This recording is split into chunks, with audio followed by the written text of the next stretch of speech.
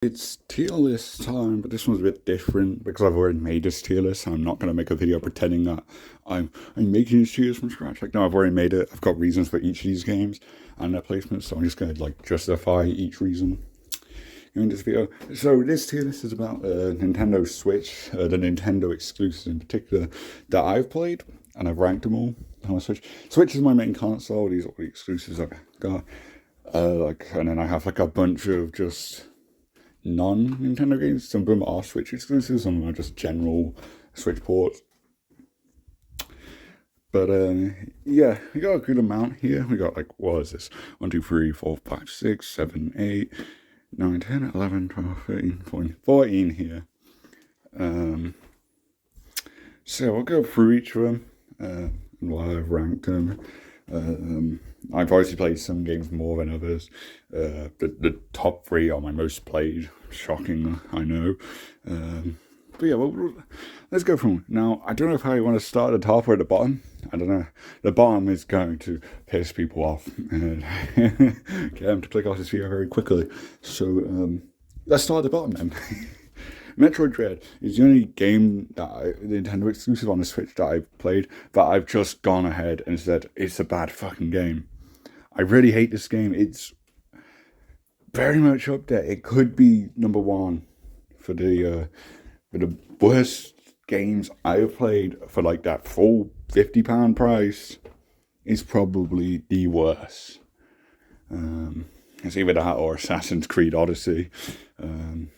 I've played 4 hours of this and done the apparently tutorial section, the first little section, and the game's intended to be beaten in like 7 or 8 hours. So yeah, I've struggled with this one, and it's not specifically because hard game bad. It's the fact that it doesn't tell you what the fuck to do, and because there's no specific mission like goal stuff, you can't look up a guide to help you what to do, so you can't even really do that. So it's just really tedious. All the enemies are really fucking annoying. The boss fights are cool. Like once you get to the action, it's like, okay, this is kind of cool. But then it's just like nothing. It's nothing for like another 2 hours until you figure out where the fuck you're going next. It's really, really bad. I have never seen a game progress stump you as much as this one.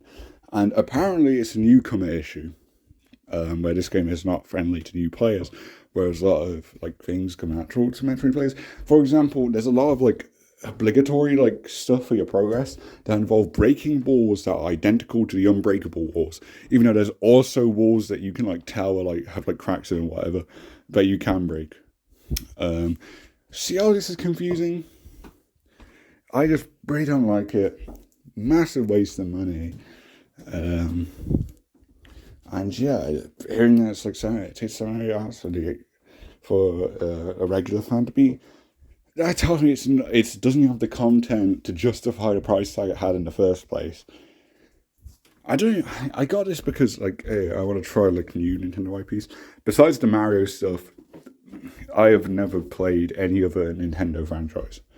Nintendo to me, before I got a Switch, was just Mario. Couldn't give 2 fucks about anything else. And yeah, Metroid is not a franchise I want to get back into. Not that I was ever into in the first place. It's just not a good starting point. It's really bad. It's just not. It's fun when I got to do like a couple of the boss fight things. I did like 2 or 3 of them, I think. I would blame it on me having a skill issue, but I don't think the game. I think the game's fundamentally flawed in that there's no mission name, there's no mission objective, and the map itself is just a maze, and not a cool looking about it now. It's just grey, you know. And when it's just such a generic environment, it's really hard to get lost on top of it just being a maze. Now, I'm sure there's other areas in the game, but I can't get that far because this game is so fucking cruel to you. Hey, you spent 50 quid on the game. Now we're not going to tell you what the fuck are you even doing in the game. Like, okay. So yeah, I don't want to waste any more time trying to give this game a chance. I've given it between 4 and 5 hours. Like, I feel that should be plenty. So yeah, I am saying it's outright bad. in my opinion. I'm sure there's a reason why people like it, but I do not. Metroid is definitely not for me, that's for sure. Now in the meh category, where I honestly have probably more negative things to say about these games, but unlike Metroid Dread, I actually got quite a bit of enjoyment out of it. So, yeah, credit to that. Mario Maker 2. I love creating levels on it. I made quite a few. The final update where they had the Koopalings and some other stuff, most notably the world stuff. That's cool, to be able to make your own world. But then it comes to the playing aspect of things. Firstly, there's the online stuff, because most of it's just online-based stuff, right? If you don't have like Switch online, there's not really much point in getting a Mario Maker 2. And yeah, I don't like the online. I don't like playing the game itself, because online, all the levels, there's so many that are just dog shit. I like finding the ones that people just try to make their own regular world. Those are cool. But at the same time, it's kind of limited because the Maker game is a sandbox game. They don't have like everything that you'd expect from the 2D Mario games. And that becomes very clear in the story mode thing, which has like Nintendo made levels. So this is my logic, right? I'm like, okay, even if I'm not enjoying playing the play-made levels because they're just bullshit most of the time, because they're made by 10-year-olds, little Timmy, like the auto levels, there's so many dumb ones. But yeah, I'm like, okay, I'll play a story mode. But the thing is, story mode, you're just allowed to edit the level. You can just cheat. The game just lets you do that. And the levels themselves are really fucking boring. So it's not like they have a built-in Super Mario Bros. Experience in there. It's not a good mode. The only thing with the online playing mode is the endless mode, where you can like skip levels and you just go to the next one. And you've got limited lives and stuff and track progress. I think that helps a bit. I need to try that out more, because I think I can get more out of the gameplay playing that, personally. But yeah, I don't really like playing the game. I just like creating, because I think it's cool. I think the idea of Mario Maker is pretty fucking cool. It's just weird. And the world thing isn't good, because it just gives you a random selection, and most of them are dog shit. Because again, most of the levels in this are dog shit. At least with the regular thing, you can search for stuff, kind of. And maybe find like a creator you like the stuff they make. But yeah, most of it is just dog shit nonsense that's uploaded onto it. Which, not Nintendo's fault, but I'm not enjoying the game doing that. I got about 15 hours out of this one, So money worth, Dread is the only one where I feel like I dread playing it. And I feel like it just wasn't worth the money at all. I got nothing out of it. Mario Maker 2, I get stuff out of it. And I think I can enjoy it. It's just there's a lot of bullshit levels that I have to go through to find something I like. So yeah. Splatoon 2.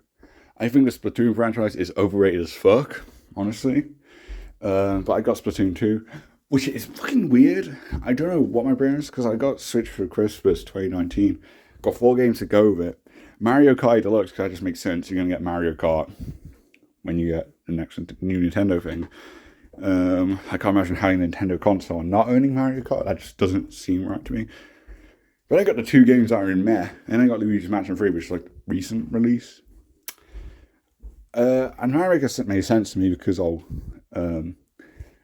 can get a classic experience because of the story mode, which was a lie. And then I can also enjoy like the creating stuff, because it's a really fucking cool idea on paper until you actually play it, and it's like, not that so good.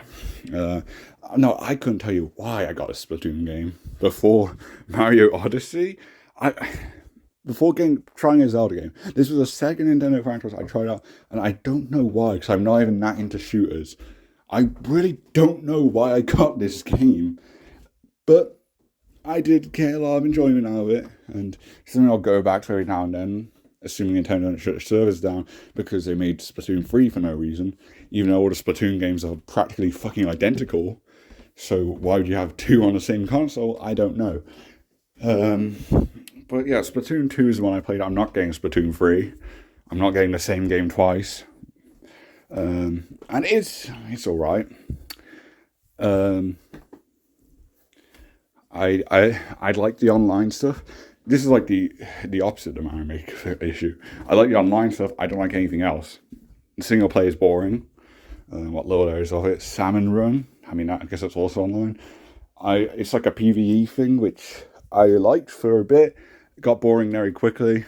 So that leaves you just online, and online does actually have a lot of problems. A lot of stuff that annoys me. Stuff that Splatoon 3 hasn't even fixed, so I have no reason to get Splatoon 3. And those being how like the map rotation works, they only have 2 maps available every 2 hours. And they only have one specific ranked mode available. And it's weird because the ranked mode, unranked is only Turf Wars. Meanwhile, ranked like changes what the ranked mode is, and none of them are Turf Wars. Do you see why this doesn't make sense? So yeah, I've always found that weird. Actually, it's like, and I guess repetitive because they only have 2 maps available at a time. I don't know why they do it. And what's even more annoying is each time you go in the game, you can't skip this. You get these 2 annoying like talk show hosts. They like give you the map updates. I don't care. I will see the updates when I get in the game. Let me in. It's just a really irritating game. But it does knock it down a lot. When you get into an online match, it can be fun. It can be annoying, but I think that's a usual thing with shooters, so I won't knock it for that.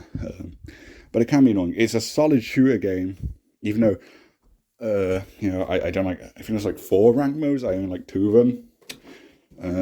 But I got to like the ranks going like grade, so I'm like a B plus or whatever for like the Splat Tower thing. I think it was. I can't really remember what they were, but yeah, there is fun. The regular Turtle thing is probably the best mode because that just makes sense. Paint, paintball, get the most paint on your thing. That's cool. I like the whole ink stuff. It's cool. There's a variety of weapons and stuff. It's cool. I don't like how it doesn't feel casual though. Like it's the Nintendo shooter game. It should be a bit more chill.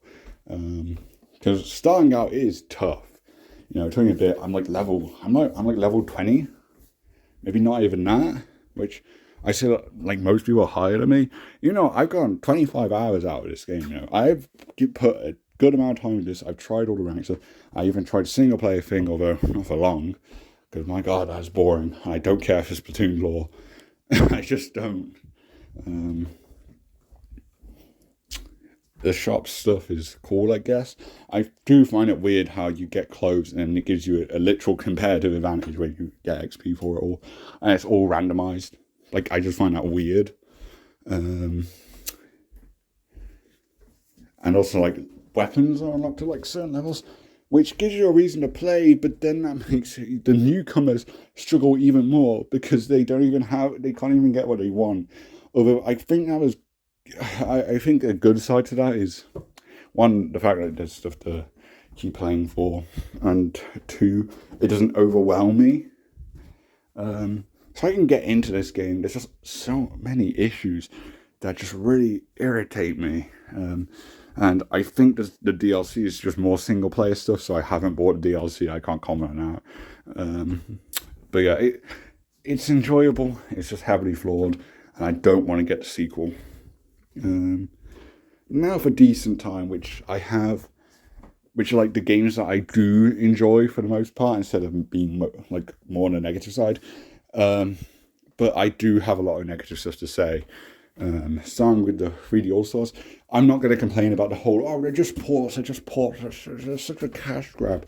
It's 3 games in one for 50 quid, that's reasonable. Unlike Skyward Sword, which is the same price for a fucking shitty Wii game, but okay.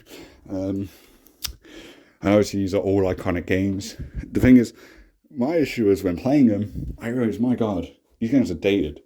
Now, my context is, I played the Galaxy games, and I played 64 the DS version, which I feel should have been brought, like a port of that should have been made, because there's more content there, and great graphics. But I get why they have the original, because it's more recognisable. And I guess I didn't have Galaxy 2 because it's better marketing of the free games. It's weird. It's weird to think of it that way. But I think that's how it works. And that's kind of annoying, especially when I think Galaxy 2 is just Galaxy 1 but better. Because it just like it has better like levels and stuff. More cool abilities and stuff. I find more memorable. Galaxy has a lot of annoying stuff. It's like a mixed bag of good and bad worlds. I really do struggle with the controls for that game as well. And I think they did their best with bringing the controls over to like Switch stuff. But it still feels wrong. Like, you still have to use motion controls on the menus. Why? I have various problems with like how the Wii handles stuff. They went too overboard on motion controls, which gave a lot of appeal, but when you go back to it, it's not great. It's one of my least favorite consoles, even though I have a ton of nostalgia for it. But it's Galaxy, it's a solid platformer. There is enjoyment to get out of all these ones. And obviously I have to rank it higher because it's 3 games in one. But a lot of them, their age does show for me. 64 for some reason has aged the best, even though it's the oldest one. That was the one I enjoyed the most playing through, which surprised me because I was more of a Galaxy guy growing up, and I haven't played Sunshine, so that was a kind of whole new experience. And Sunshine is overrated in my opinion, and I wonder why it's overrated, because everyone says it's underrated. So much so that it translates to people who actually have valid criticism of the game. So by people pretending it's underrated, it's become overrated for me. It did not live up to the fucking hype. I don't know why it's people's favorite Mario. It's unique. All of them are unique. All the unique stuff, which I like, because you get 3 very distinct Mario games here.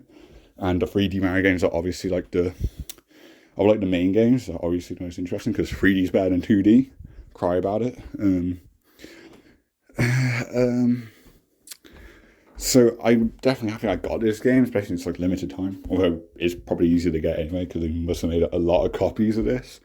But yeah, I have major gripes with each of these games because it's 3 games in one. I'm not really going to go into depth, but I would say like I would probably put like 64 as like a banger, Galaxy is a decent time, and Sunshine meh, probably. I don't know though. Which is like, because I do like Sunshine Sea most. It's very vibrant and stuff. I like the hub world there the most. Actually, no, Peach's Castle is the best one. So yeah, all good games are all unique. It's worth the money. And yeah, there is joy to get out of them, but obviously keep in mind that all the games are gonna feel dated. There's gonna be a lot of jank with it. But again, I currently fault the ports for any of it. I don't think it's their fault. I think it's just the games themselves gave me problems. Although a lot of Sunshine stuff that people would say is like infamously hard, I didn't struggle with. Like the slot machine thing, that was easy. The Chuckster level isn't that bad. I struggle like other stuff. That was still annoying.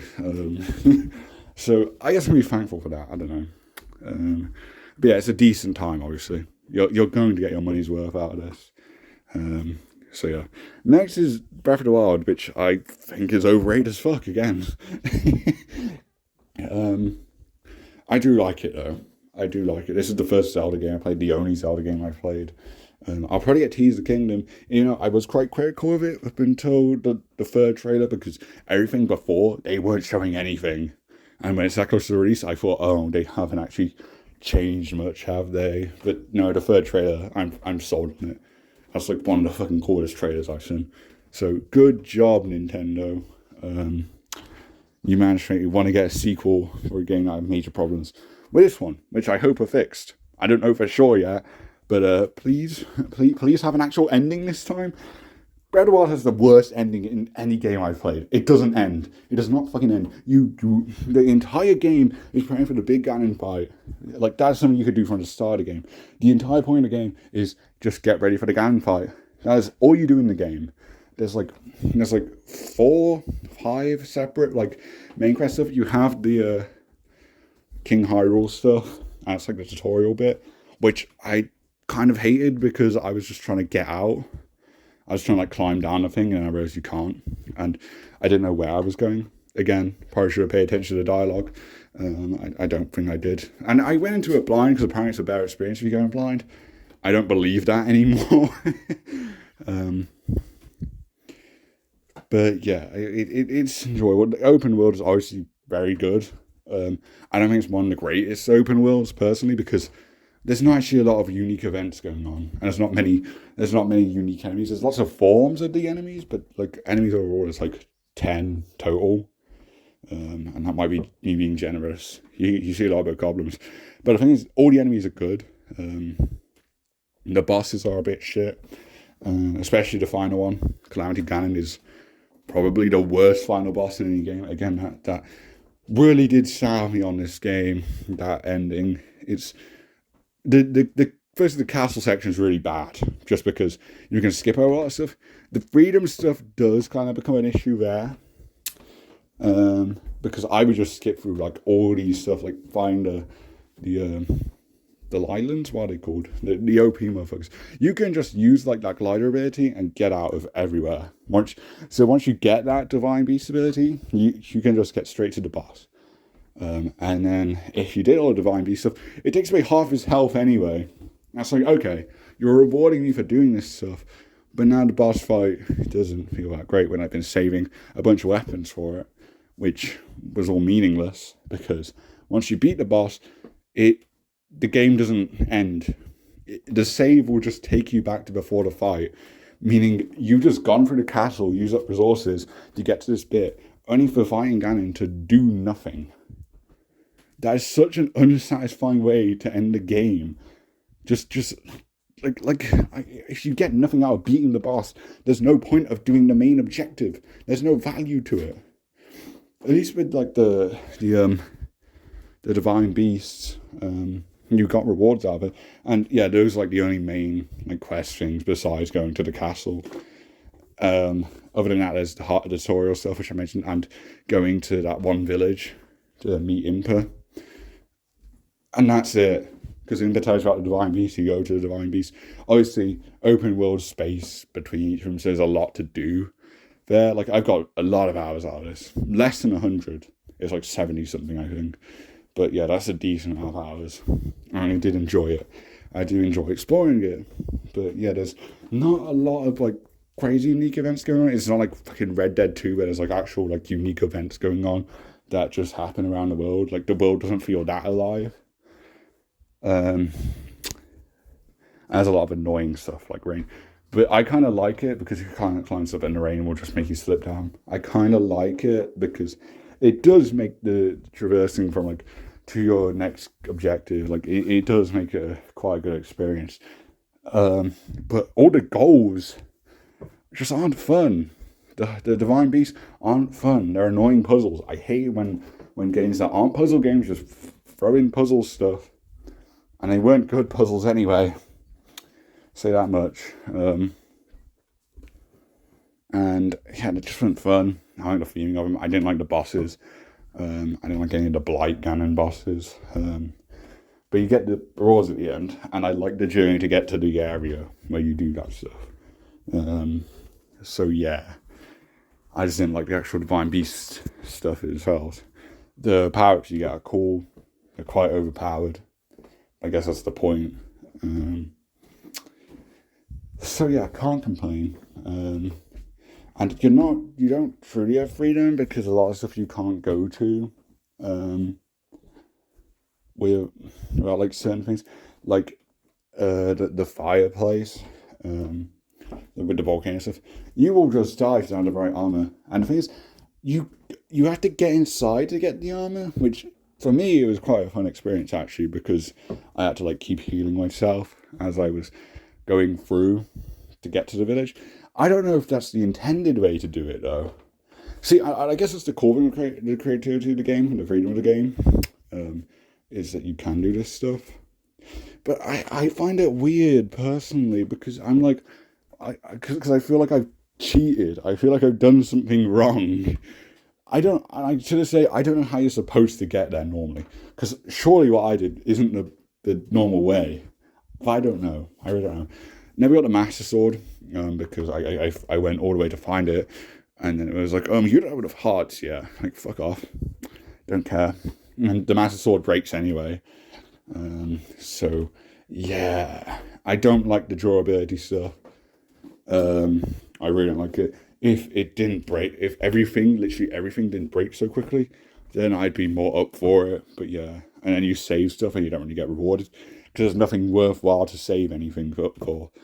And the Tears of the Kingdom seems to have more story stuff going on, so there's probably more actual objective stuff, and there's just more going on in the game anyway. So I'm hoping that fixes a lot of my issues with the game. But overall, yeah, it's an enjoyable open world game, and I enjoyed it more when I started my second playthrough because I have an alt account. Because you can't make a second save on your account. You only have the one, which I don't really like when games do that, but sure. And yeah, I like it a lot more because I kind of switch my brain off and would just waste resources and get to fights for no reason. But if you're actually trying to play the game, and you're trying to save resources, you can just avoid all the enemies, and then you're like, oh cool, I did all this, I can save for something greater, but there's nothing to save it for. So at the end you're just like, oh man, that was boring. That's how I felt, at least. So yeah, I found it a decent time. Now Smash Bros, I got this recently for Christmas. And I like it. It has no fucking content though. I unlocked every character. Haven't played since. Most of the arenas are really annoying. The ones that have all the events going on, and all the weapons and shit you can pick up. They're all annoying and unfair and just super fucking broken. Which that would be fun and chaotic. But the thing is, I cannot tell what the fuck is going on half the time. And I understand the fundamentals of the game. I know all the inputs and stuff. I get it. I get how you're supposed to play the game. But my god, it's just weird. I sort of understand it. I've learned to play a few characters. I know basic shit. And yeah, I love playing Morton. There's a ton of variety of all the characters and stuff. I don't want to get a DLC. A DLC is overpriced as fuck. It costs more than the base game. I got the fucking Sans Undertale me costume with some gold coins I had lying around just because they'd be funny. So that's the thing I did. I like making the me stuff. There's a lot of customization. That's all cool. But yeah, once you unlock all the characters, there's nothing to do. And the online I don't really like, so there's really long queue times if you want to have specific rules there. If you want to random rules, then you risk being put into matches with all the bullshit items that pretty much everyone hates, I'm pretty sure. And the BS arenas and whatever else, the fucking Final Smash stuff. And the stock battles are better than the time ones. There's a lot of rule options there, but they all suck except for these specific ones. So I can have fun. Again, it's like a Splatoon issue. Although this game's definitely much better than Splatoon, probably. But yeah, I haven't touched it in a while. I got about 35 hours out of it. Which, yeah, worth it. Again, it hasn't made me a big Smash guy still. Again, I don't really care for most of the franchises crossing over. And yeah, I still feel like the franchise itself is quite overhyped. Again, overrated. I'm gonna have to use the word overrated again. But yeah, I do enjoy it. There's just a lot of annoying stuff. And again, it's like Splatoon. Online is the only actual good mode. Well, at least out of the few modes there are. You have the Story of Light thing, which reminds you of MK11's Towers of Time, where it's not actual gameplay. They just have the bullshit items and shit going on. So I do not like that. That is not a game mode. That is just altering the regular gameplay and making it more annoying. Then they have the tower mode thing, which is alright. I don't like how the difficulty stuff scales down. It's quite annoying actually. I don't like the hand boss things. Although I don't really like any fighting game like boss specific characters anyway. They're all just annoying fights. Um, so yeah, I have a lot of gripes with the game, but it's cool. It's fun. It's just a lot of bullshit. Again, like the games in meh, but I do think this game definitely exceeds the meh category, despite all that. And I think it's something, if I like learn the game more, it could go up into banger tier. But right now I have no incentive to want to play more because there's nothing to play for. I unlocked all the characters and that was it, pretty much. But yeah, Morton's cool. Shout out to Morton. But yeah, let's get into banger games where I can be mostly positive now. That's the thing. I'm still mostly negative about the game, but that's because so many positive things have already been said about these games anyway. So I feel to be more critical of such popular games because the flaws aren't addressed as much. Like I like a lot of the basic stuff. Is universally liked. Like yeah, Big Roster. It's not my favorite fighting game roster because I don't know half the fucking people in it. I'm not a big collab guy, so I didn't buy it because look all these characters because I don't know most of them. Actually, that's not true. I don't like half of them. But yeah, I got it because I wanted to try out this fighting game, and yeah, it's no Mortal Kombat. It's nowhere near on the level of that. But yeah, it's fun. But yeah, the banger games. Luigi's Mansion 3, great game. The only reason it's so low down is there's not much replayability. The multiplayer mode's not that great. Honestly, it's quite hard actually. Even though I like the concept it's going for, it's just the time is quite punishing. I like the mini games though; those are cool. To try it for the first time. The DLC adds a few more. The DLC does feel a bit pointless though. There's so much value in buying it. And then the true meat is in the actual story mode stuff. Like the rest is just like little things on top of it, which I appreciate, but yeah, they're not that great. The story mode, the actual main mode, is fantastic. It's so fucking good. The visuals and stuff. It's the best Luigi's Mansion game. Although I haven't played much of one. I've emulated it recently. I started with Luigi's Mansion 2. It's called 2 in Europe. I don't know why they gave it like a spin-offy name in the other places. But yeah, it's just 2 because it's a numbered franchise. Because 3 just goes back to being 3. But yeah, it's really cool. The Luigi add-on and stuff is cool. There's a lot of creative puzzles. Like this is one game where it's like the puzzles are actually fucking good, and it's actually a puzzle game, and not just this is a completely different genre of a game, and there's some random puzzles. Like this is a game that has puzzles, and they're cool. A couple stumped me. I got stuck on like quite a few things, but it didn't really annoy me much. I know one area I took a break for a bit, but I did complete it all like March 2020. Like just a few months into me getting it, and took me like just about 15 hours, which is like the average playtime to beat it, which is a solid amount of time. Obviously you can have other saves, try and improve your rank and get more of the collectible stuff.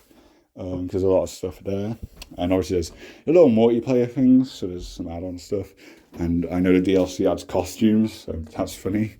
Get that Luigi drip.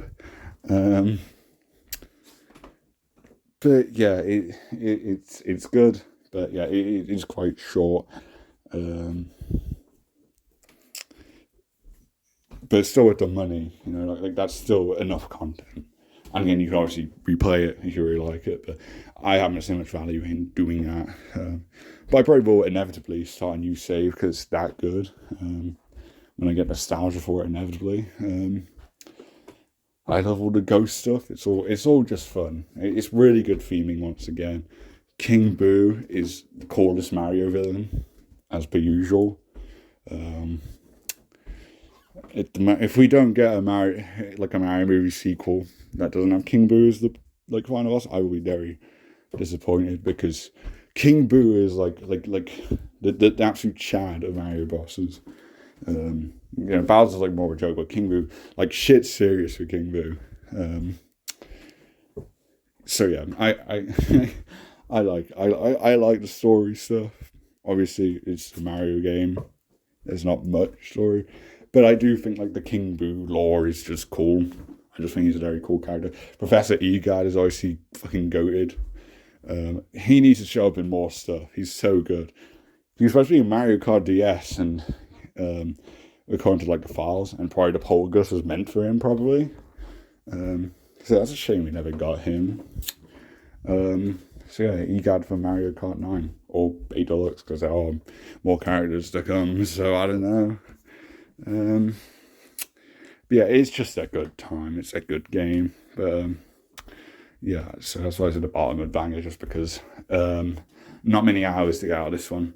Now, Pokemon Shield, I didn't expect I should go on this one because I heard bad things about this game. But when I got Pokemon Scarlet, my first Pokemon game that I actually owned, because I emulate like Pokemon Heart Gold, which is so bad compared to these two. Oh my god. Which is weird. I wasn't expecting that because, you get people so critical of modern Pokemon, and playing like this in Scarlet, I don't get how. I'll get more into it with Scarlet because I think Scarlet is so fucking good.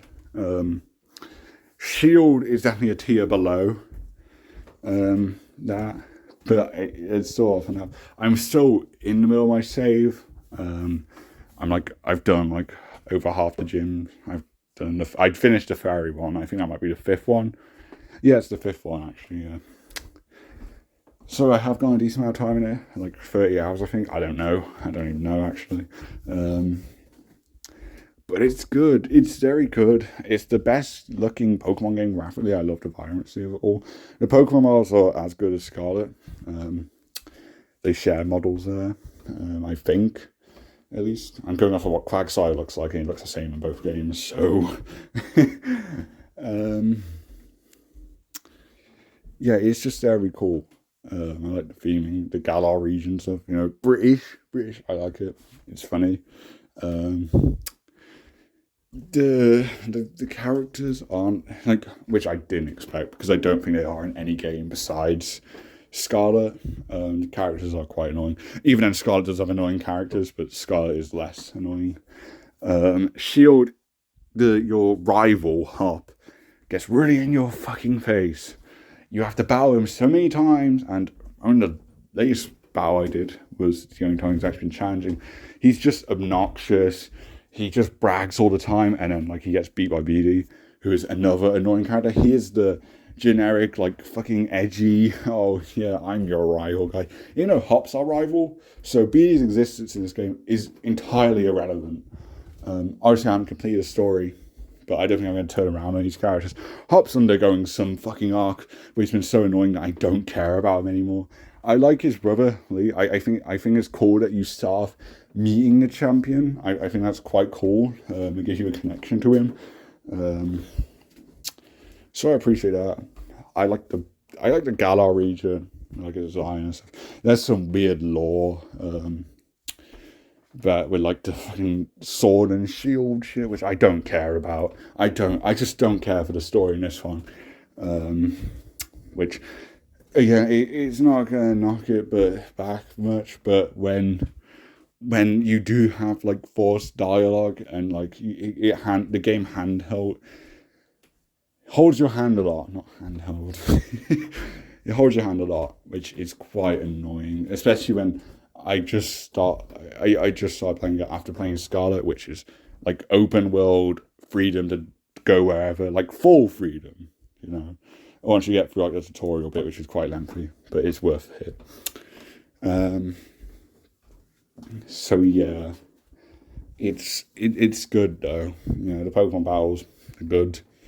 Pokemon battling has been banging again. The Gigantamax stuff, I thought people would complain was bad, but you only get it in the little raid things you do, and in the gym leader battles, and they get a Dynamax of their own. So I think it's good, and obviously it's really cool to have the big Pokemon in the big stadium. That's so fucking cool. The gym challenges are much better than the ones in Scarlet as well. I'm comparing to Scarlet because those are the only two games that I care about, because I have not been a Pokemon fan growing up. I know, shocking. But I am now. And she was pretty good. I do hope to complete it.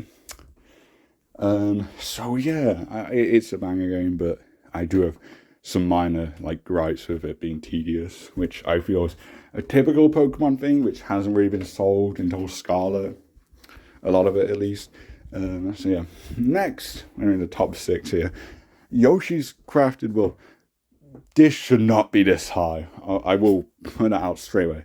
This has no reason to be this high. I remember playing it. I'm like, this is baby game. It's charming. It's cute, but baby game. It's nothing that crazy. Then I started playing the multiplayer mode with my mum, and it's so fucking good. The multiplayer is deranged. It is insane. You're just two Yoshis. You can eat each other. You can ride on each other.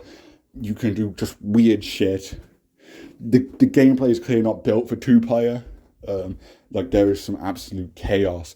It is just lunacy. I love it. I love it so fucking much. So, considering I did half the story, so I finished the story mode. Didn't like get all the petals because there's so many. Like, there's so much. To 100% this game, there's a lot of stuff to collect. So that's really cool. And there's like this post game thing that I haven't even looked at yet. After you defeat Bowser, I was going to call him Bowser Jr. because it's just Bowser as a baby, which is the same design as Bowser Jr., which makes sense actually. And then obviously there's Kamek. The bosses are fun. How Kamek just makes like a mesh or something. I love it. The little like costumes you can put on for defense are cute. If I've makes the game harder. Although I struggled once I started doing 2-player because it is so insane. I think this game is massively improved for me because of the multiplayer. It's such a good experience, the 2-player. I cannot praise the 2-player enough. I think it's definitely very slept on, the multiplayer for this game. I don't think people think of playing this game with 2-player. Because I'm sure if I did the whole thing just in single player, this would be like decent time. It's fine. It's charming. But it's nothing crazy. But when it gets to 2-player, it is insane. And there's so many like unique themes with the levels. I just love it. I love it so much. So yeah, on to the top 5. Super Mario 3D World plus Bowser's Fury. Again, you basically got 2 games here. So that definitely bumps it up a bit. But these are 2 very good experiences. 3D World is fantastic. There's so many like unique levels and stuff. I love how there's 5 characters and each of them do their own unique stuff. There's just a lot to do. The Switch port like makes everyone just generally faster as well, which is really cool to see. Like speedrunning stuff. I speedrun the first level. I got like 44 seconds playing as fucking Toad. It's Blue Toad, which is weirdly becoming the norm for Toad, which is very strange for me. But I think it's Blue Toad if it's a game where Mario is like playable, like Mario Maker, for example. Whereas like Mario Kart is just gonna have a red Toad. Although I don't know why Toad doesn't have multiple colours in Mario Kart, because Yoshi, Shy Guy, and now Birdo do, even though Birdo didn't have other colours before. Well, actually no, that's not true. I know the old games that have different colour Birdos, so I'm lying there. But like Birdo is like the specific character. It's a whole thing. But yeah, it's very enjoyable. There's also Rosalie, because they just advertise as Mario, Luigi, Peach, and Toad. You do unlock Rosalie like in the post game stuff. I haven't actually got to the final world because you have like World Mushroom, World Flower, and World Star. I think World Star is like 3 like final challenge levels that are really hard. But I haven't got to. I haven't got to because you need literally every green star. There's 3 in each one. So it's like the gold coins, the gold medal things in the new Super Mario Bros. Games, which I like. It's all cool. They're very fast paced. Some of them do offer actual challenges. So it's not just a brain dead baby game. The cat suit's really fun to use. So yeah, it's just a very good 3D Mario game. Obviously, 3D World is like an evolution of 3D Land, just an upgrade version of it, where it's kind of more like a linear 3D game, which is really cool. I obviously like the stuff like Odyssey more, but this nails what it's trying to be, and I do really enjoy it. It's something you can just go to, play any level. The more you play is fun as well, especially when you have all the different characters. Obviously, like, fight over a crown. Like, that's very cool. And I think that's new to the Switch version, actually. I could be wrong. But yeah, the Switch one does have, like, minor change that just overall improved the experience. Not that I had the Wii U version, because who owned a Wii U? Come on. But yeah, it's very good. Bowser's Fury is great. It's just a fully open world 3D game. So this is like more like a regular actual 3D Mario game. And I hope Mario games going forward have like full-on open worlds. Obviously, Odyssey kind of has it with like the different kingdoms. A lot of them do feel like open worlds of their own. You know, like the Bowser's Fury place isn't that much larger than like say Sand Kingdom. You know, because this is just like a little add-on. You know, it's not like if they sold it separately, it wouldn't be like a full 50 quid game. But it does feel like its own game still. How you play Mario is the same. Like, he plays the same as in the actual 3D world, which is weird, but you get used to it quickly. Like, it works. And you're on Cat Island, which has so many little charming things because everyone's a cat. The grass is cat fur. And just everything is cat ears, including Bowser Jr. He becomes a cat at the end, which crazy fucking story here. Bowser Jr. wants Mario's help because Bowser's gone fucking sicko mode. Fury Bowser's crazy. You got to have kaiju fights with him, which get a bit repetitive, honestly, because you have to keep doing them each time he comes back. But it's really cool, especially when because it will switch between Fury Bowser going away, so it's just like, oh, daylight is very chill, and then Bowser just shows up and just destroys everything. It's really cool. Like, all the ideas here are super cool. They could just port 3D World over, but this does make it very, very special. I only just recently 100%ed it because there's 100 of the cat shines in it, and then I remember getting to like 90 something, and I just stopped because there's a few quite annoying ones, like finding the cat shards. One of them, there's just one in like this roof bit, which I couldn't find that normally. No fucking way. But yeah, you get all like the power-ups that are in 3D World, including the cat suit, which you're going to be using most of the time. The other ones do not feel that useful for this, but you do get to use them if you want. So yeah, it's cool. Both of these are very good experiences, and they do feel very different. So it does feel like you get two games in one. Obviously, Bowser's Fury doesn't feel like it's a crazy amount of content, but because it's just an add-on to this great port of 3D World, it's very good. Lastly, for the bangers here, there is Mario Odyssey, and what do I have to say? It's the best fucking platform of all time.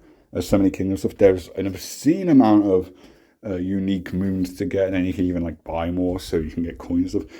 The Switch online only mode with the balloon thing, where you hide balloons and you can find balloons, that is such a goofy idea, but it works so well. You can just get so much fun out of just the balloon hunt mode.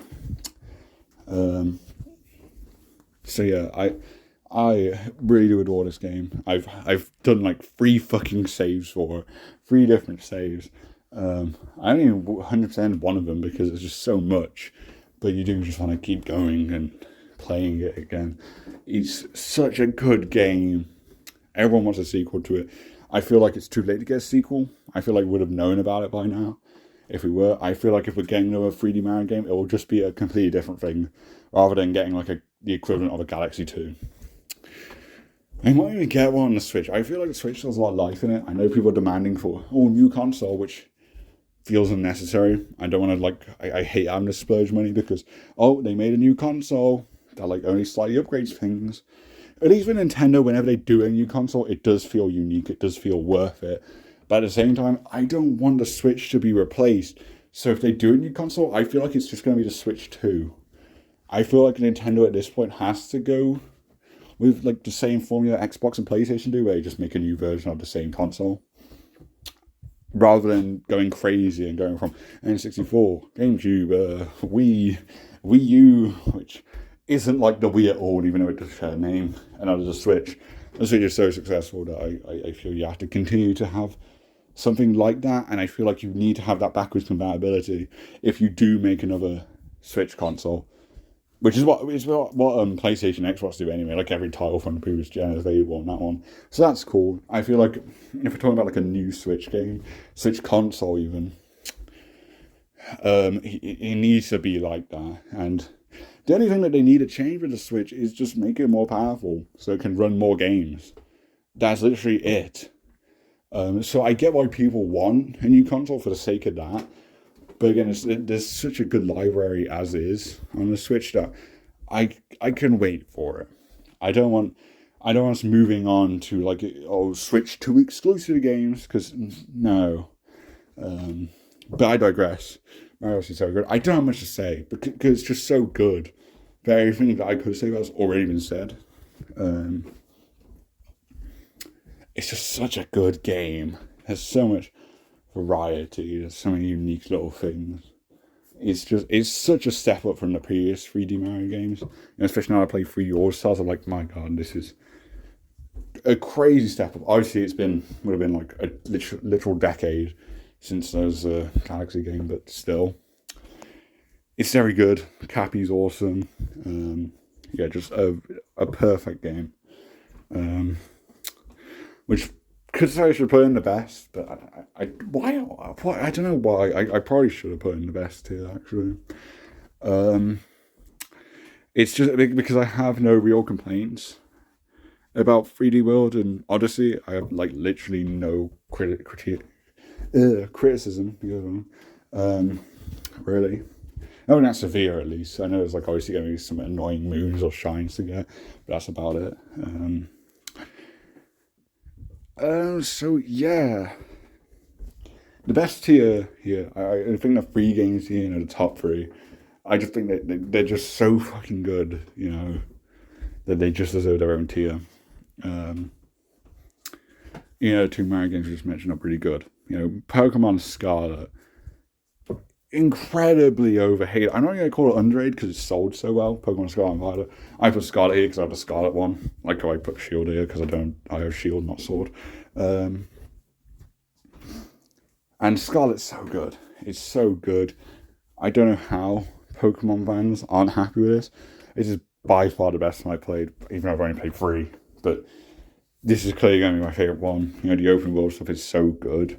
It has the best characters, there's some annoying ones like Penny is just a dog shit character, but it's the best story because you have Arven, who's really fucking cool, and people want like actual like voice dialogue because like there's very emotional scenes with like the Arven storyline, and the Team Star stuff. I like the Team Star characters. I just don't like their leader Penny because all the moves don't make sense. I made a whole video like doing a tier list on Pokemon Scarlet cards, but it's crazy how the first thing I want to talk about with a Pokemon game is the story. That's how good this one is. But yeah, it's very good, and all like the things are good because I as I mentioned, all the things are good about what a ringing endorsement. But no. For each of the main characters, yes, Penny is unfortunately one of them, technically. Although it doesn't feel like it, because he just kind of shows up at the end. You don't really get to interact with her much, which is probably why she sucks as a character. But I'm kind of glad, because it means I don't have to interact with her until the end stuff. But yeah, they each have a path, and then they all kind of come together for the final thing, which is very cool. Like you have the Team Star one where you go to like each boss, you go to each camp, which is called the battles because they have like their own fucking massive car thing,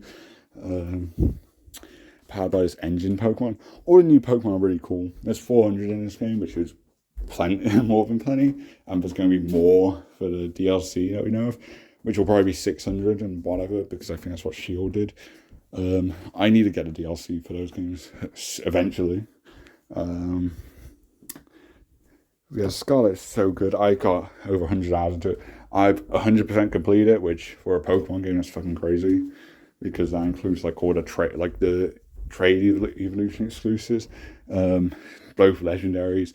There's like there's 6 legendaries in this. There's like these 4 like ancient ruin Pokemons, which are really cool. How you get them? You gotta like find these ancient like things, and you pull them out of the ground. Like, what are they even called? Stakes. Yes, stakes in the ground. You need to pull them out. There's 8 in like each corner of the map that pertain to a specific shrine. Like, that's really cool. The actual academy, you do like classes and you get like rewards for each class. The actual class like things themselves are just kind of giving you like actual helpful information for the most part. Although I did skip through most of them. But yeah, it's a cool little thing to have, and you don't need it really. But there are some cool rewards, like a Galarian Meow for the languages class. And yeah, it's just a lot of cool stuff. The open world is fantastic. There's so many unique environments. Now, this game gets a lot of flack for poor graphics, and I have to agree. The graphics aren't that great. For the open world, the Pokemon models are fantastic. The player models are adorable. And the open world itself is actually very well designed. There's a good variety of stuff, like the desert area, all the mountain stuff. It's a very well designed open world. It just doesn't look the best, which makes sense because it's their first open world game. Obviously, probably the richest fucking gaming company there is. They probably could be able to improve the graphics, but it's optimized for Switch, and it's good. When you're actually playing the game, it's definitely serviceable. And again, I only really care about the Pokemon models, obviously. The actual environment is fine, The graphics are definitely like a GameCube game. Like I can't deny it is that far back. But it's so good. Like, I'm not going to pretend that the graphics actually affect it, because they don't. They don't have an impact, the graphics. In terms of glitches, because this game's like always abundance of glitches, I did not have any. I had some slowdown when I got to the big lake initially, and that's it for what I remember. I clipped through the map, like, for this rock at one point, but through 100 plus hours.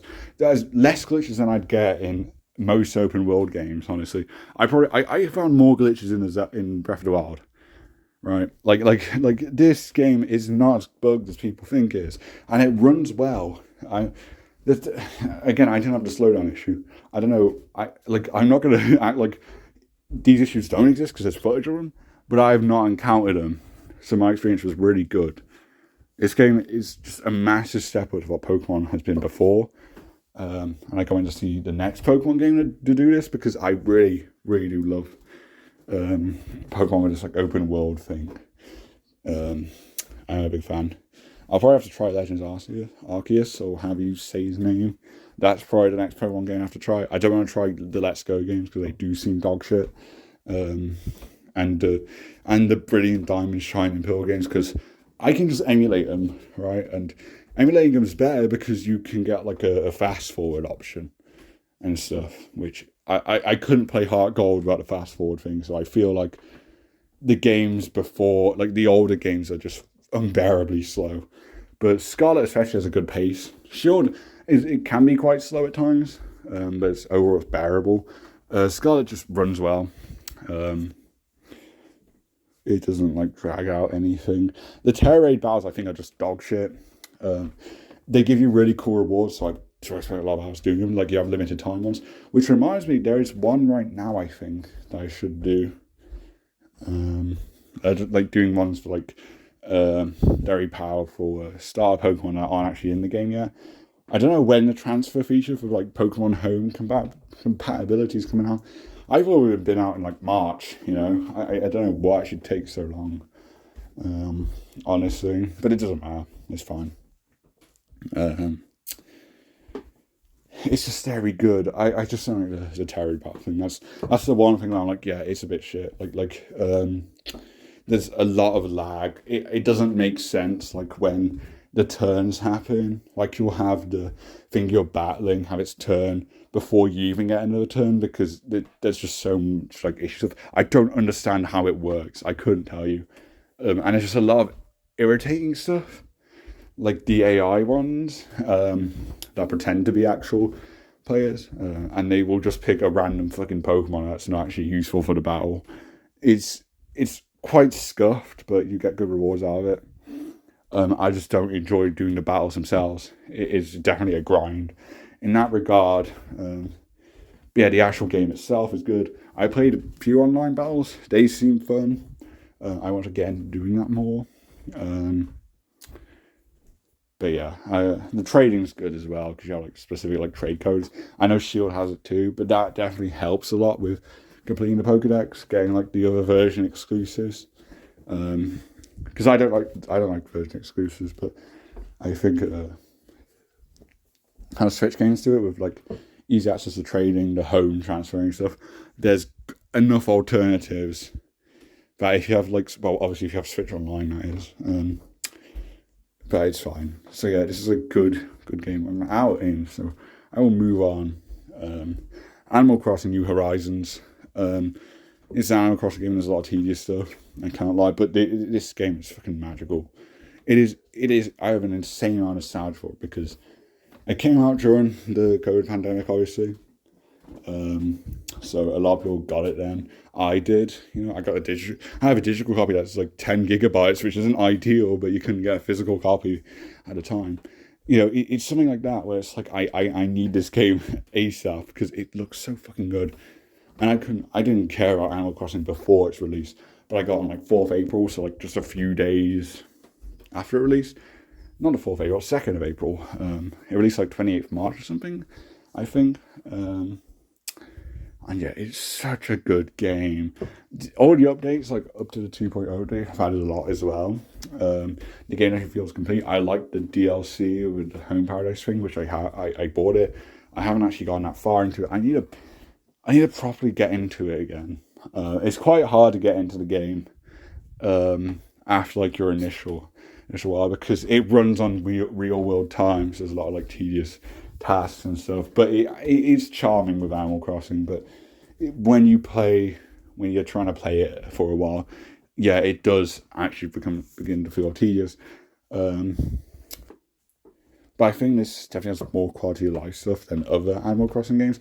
Like, the Animal Crossing games before this one seemed like shit from what I heard. Like, there's just a lot of BS. Like, you can't place furniture outside. Why not? Like, I have gripes with the game, definitely. But like, just the magic of playing that, like, in 2020. Like, the initial playthrough of an Animal Crossing game, that is, like, a peak moment. That's, like, a peak gaming moment. For me, like that is so fun. Spending half a fucking hour coming up with an island name, because you can't change after. You can't change your name, you can change your gender. So I'm still being dead named by my own fucking villagers. Thanks, game. And that's another thing with the villagers. I like villagers, all charming. There's like 400 of them now over that because they added new ones in the 2.0 update. You can only have 10. You can only have 10 on your island. Now, the DLC helps a lot because you can make a house for literally every character. So I guess that makes up for that. But when you've got so many villagers, let me have more houses, please. Because there's enough space for more than 10. You could probably double that amount, That's how I feel, at least. The island itself is really cool. An island, and you can obviously do whatever you want on it. Designing stuff. It's such a fun game. It's very chill. So yeah, I'm very positive of it, even though it can be tedious for obvious reasons. But yeah, it's very fun. Now on to the very best, and this is probably the best game of all time, in my opinion. Like, not just the best Switch game here, but just the best game I have played ever. And that's Mario Kart 8 Deluxe. The evolution of this game is insane. It's insane how you go from 2013 was the announcement. We're about a decade away from Mario Kart 8's existence being known. We're literally months away from that. I think June something, 2013, it was announced then. 2014 was its release. And it started out as just a regular Mario Kart game. In fact, probably inferior to 7, which released just a few years earlier. It had 32 courses. The selection wasn't as good as 7, honestly. 7 has a lot of fan favourites. And unfortunately, at the time, there was the rule of, well, we need to have retro tracks be tracks that have never been remade before, which I like that as a rule. But by 8, you could tell it's like, oh, but you're missing out on a lot of like key fan favorite picks for your retro tracks. So they did some DLC. They brought back Yoshi Circuit, which had been remade before, and Baby Park. Two interesting ones, interesting picks to break that trend. But they're called good tracks, I guess. They had like 4 new cups and they're pretty good. Like my favorite cup of the pre-booster course pack tracks is the Crossing Cup, which is just very good. I'm not going to go through each individual track, but they're all pretty good. They're all pretty solid. There's only like a couple that I think are like kind of but none of them are bad. I think that's like the first Mario Kart game to do that. I guess 7 only has like one meh track, and that's Luigi Raceway. For me, at least, obviously it's quite subjective, but I do think we're at the point where like there's fundamentally well-made tracks here. The anti-gravity feature is so cool. It allows for like such innovative tracks. Which you see in the base game ones, it's kind of toned down a lot for a lot of tracks in the boost course pass. But I'm fine with it. I'm fine with having like that variety. You know, obviously there's a massive like several year gap between the Mario Kart tracks and the ones we get now. And yeah, it's still anti-gravity stuff. It's not like they removed any features. It's just how they do it is more faithful, I guess. They're not as crazy with the changes. Obviously, the graphics are a lot more simple with the Boost Course Pass ones, which I don't mind. I think it's a better art style than trying to be semi-realistic Mario Kart. Not that 8 look bad. I just prefer the more cartoonish look of Tour. But yeah, let's get to that Boost Course Pass. Because you start with 32, then you get 48 tracks with the Wii U DLC. You get some more characters. 8 Deluxe comes along, adds an actual battle mode because the Wii U version did not have an actual battle mode. It didn't even have unique battle tracks. Very shit. 8 Deluxe's battle mode has 8 tracks and like 5 different battle modes. Mario Kart Wii actually has the most battle tracks, as 10, which is weird. When 8 Deluxe's big thing is, we have the most tracks, but 8 battle tracks is more than enough. You don't need any battle tracks, and they're all pretty good. The battle mode is definitely the best, even though you don't have like the balloon battle royale thing, where it's like a knockout thing, which I know everyone loves. I love it too, but I get why it's not a thing. When online you have like timed stuff, obviously, so it makes sense. But it would be a cool option to have, I feel. Like there's just so many good things to say, you know, and there's just so much been added over time. Like you had more characters added. 8 Deluxe fan favorites like King Boo, Dry Bones, and so on. What was the other one? King Boo, Dry Bones, and Bowser Jr., who wasn't in 8 base 8, but the Koopalings were very weird. I know. The Koopalings are really cool. Like the quirky roster pick. The character roster itself is the best it's been. Which I always thought was the case, but especially now that you got Birdo and we're getting 5 more characters on top of that from past Mario Kart games, which might include Tor. If so, then give us Kamek. Bro's been waiting since 1996. Come on. It's just such a good game, and I think every game franchise can learn from Mario Kart 8 Deluxe and how like you can take one game that's pretty average at first, and you can add so many things, new items. You know, you got the Boo item, that's a new thing. There's so many new things, new kart parts. It has the biggest kart selection. The only issue there is that there's not many like retro kart stuff from classic games, but the selection's good, and there's a lot of like carts, customizable carts, customization options. But yeah, the fact you can go from like 32 tracks to 96. Because you support this game for a decade, you know. Obviously, there's been gaps, there's been no content, and a big reason why you got such a huge DLC on the Nintendo Switch is because very successful game. Even as a port of a Wii U game for the Switch, and also the fact that there's the mobile game, and there's assets can be taken from it to help create like such an abundance of content.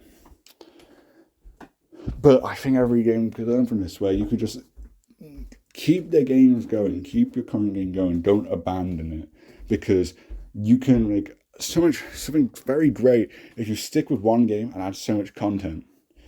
Because this is the like genuine peak of Mario Kart. The other Nintendo franchises, they're at their best, right now, I feel, for most of them. Like all the ones here are, but they can go higher, Mario Kart 8 Deluxe, and I guess that is a problem with with sticking to one game for so long, is because how do you top this? Because I don't know how they do. Having this one Mario Kart game just getting built up for about a decade now, and it's still going. There's 2 more DLC waves to go, which is a Mario Kart Double Dash worth of tracks. That's 16 tracks. So yeah, it's crazy. It has 5 more characters still. There's just so much more stuff could be added on top of it. Like we got custom items at some point in one update.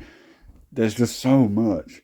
There was a crazy balancing change alongside the Wave 4 update that killed the Waddle Wiggler meta. Like, it's just such a good game, and it gets so much. It's more than what I could possibly ask for. The best DLC of all time, for sure, the Bootskulls Pass. And it does solidify this as the greatest Mario Kart game of all time, and probably the greatest game of all time for me personally. It's just so good. There's so much content. Now that I've got Birdo, I've got literally everything I want. Actually, no. Give me Wiggler, give me Kamek, give me Airship Fortress. That's beside the point. I've got plenty with this game.